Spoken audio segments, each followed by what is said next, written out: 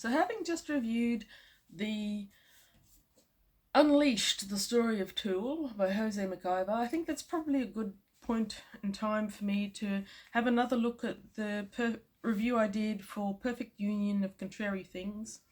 That was written by Sarah Jensen with Maynard James Keenan, who was the lead singer, lead singer of Tool. I'll link to the other review I just did down below. I received a copy of Perfect Union of Contrary Things around about the same time that I went to see a live performance of Puscifer in Brisbane, and it was very interesting reading this around about that time. This is basically about Maynard James Keenan, obviously. It was well written, it was well paced, it was very interesting. A lot of people complain that the man himself isn't that interesting. I disagree. I actually thought it was as interesting as anyone else, and he certainly produced some excellent music experiences like Puscifer, or songs like with Tool and Perfect Circle. So, as all the band members of Tool were intensely private people, and Maynard himself is too, I think this book was a way for him to let more of himself be known to people who were interested without having to be too much in the public eye. So in it you learn a little more about Maynard's family backstory, his years growing up in a small American town, sporting high school, all that sort of thing. The voice in this part of the story is pleasant, if a little distant. I suspect this is the part in which the author had a larger part of using interviews with Maynard to produce the narrative. I could be wrong. I don't know either of them, obviously, but that was just the feeling that you got from reading it.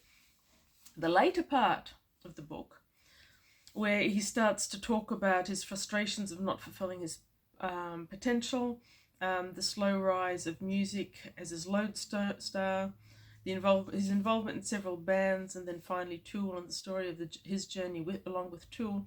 That part felt a lot more vivid to me. There was an urgency and a clarity to events that I think is probably a reflection of how present the author, that is Maynard, was with the narrative.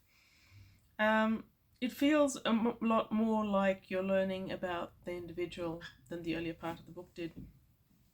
I don't read an awful lot of biographies or autobiographies. I don't have a lot to compare this one with, or at least I didn't when I read it, which is quite a few years ago now. So I think you do have a little bit of swapping over voices between Sarah Jensen and Maynard James Keenan, so you've got a little bit back and forth there. I didn't mind it. It was quite well written. The one thing that I didn't like about this, back when I read it, is the assumption that the whole world is as familiar with America, specifically rural America, as the author or authors are.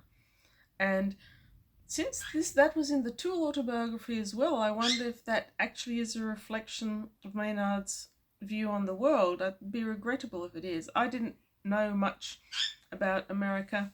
I don't particularly care to Google every time a place, an item, a casual reference, a food, a drink is thrown into the narrative.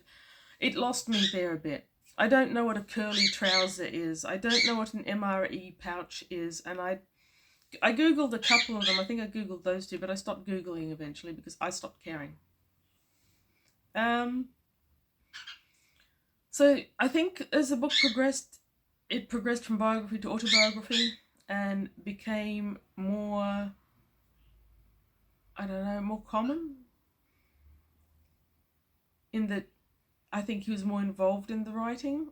That was just the impression that I got. The final part of the book I found particularly interesting because that was about how Maynard came to move to Arizona and start his vineyard and become a winemaker. As I love wine, that was very interesting. I'm sorry that I've never actually had a chance to taste any of his wines, but friends of mine who have said they're pretty good.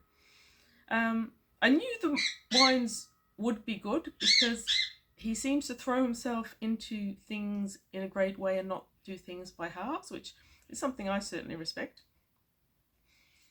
I didn't realise until I'd written this book how far Maynard had moved away from music and how much of himself he'd committed to being a winemaker and living in Arizona.